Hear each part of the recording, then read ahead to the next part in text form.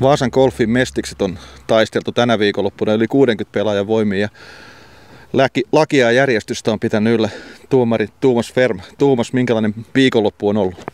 Tosi mielenkiintoinen viikonloppu, että eilen oli ilmeisesti aika haasteellinen päivä, oli aika paljon ojansuistumisia ja metsässä käyntejä, mutta ihan hienoa pelihän se oli kiva katsella. Tosiaan yli 60 pelaajaa ja kenttä on aika hyvässä kunnossa. Kenttä on aivan loistavassa kunnossa. Ainut mikä antoi haasteita oli se, että se oli aamuisin aina niin märkä, kun kaste on ollut niin voimakas. Muuten aivan huippukunnossa. Mitenkäs tuomarin näkökulmasta, onko tullut haastavia tilanteita ja yhteydenottoja paljon kentällä? Ei ole haastavia tilanteita, ihan normivapautuksia ja noiden vapautumisalueiden etsimistä. Että ihan normikamaa. Kenttä on niin hyvässä kunnossa, että täällä pelaajat tietää mitä tehdä. Ja kun meillä on yleensä aina kisossa tuomari, niin silloin kun kentällä tulee haastava tilanne, niin kannattaa ottaa yhteyttä tuomariin. Kyllä, aina kannattaa soittaa. Että tosi kivasti tuleekin nykyään puheluita. Huomattavasti paljon enemmän kuin muutama vuosi sitten. Selvä, kiitos Tumppi ja seurataan nyt loppuun, että kuka tämän lopulta vie. Kyllä, näin tehdään. Vaasan Golfin naisten 2023 lyöntipelimestari on Eerika Kilpeläinen. Eerika, tunnelmat tämän päivän ja eilisen pelistä?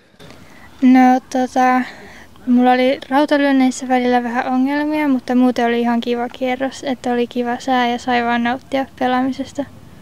Ja te sait Tessi ja Katriinan kanssa vähän peliäkin aikaiseksi, niin sä tulit tänään vähän niin sanotusti rinnalle ja ohi. Joo, että no eipä siinä mitään sanomista oikein ole siihen, että ihan hyvä kierros oli.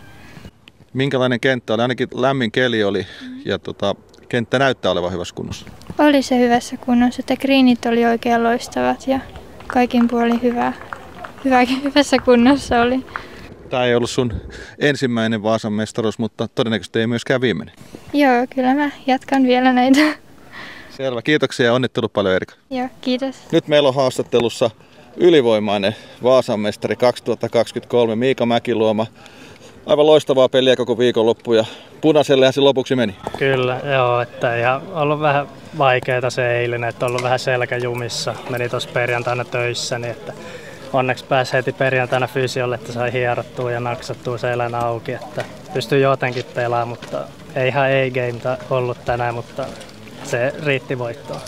Tosiaan eilen lauantaina pelattiin 36 reikää ja kenttä ainakin tuntui omasta mielestä tuli viritetty aika hyvään kuntoon. Joo, oli kyllä tosi vaikeat lipunpaikat, kyllä oli heti lauantai laitettu, mutta kun missä sen oikeaan paikkaan ja näin, niin kyllä se oli silleen aika helppo pelata kumminkin.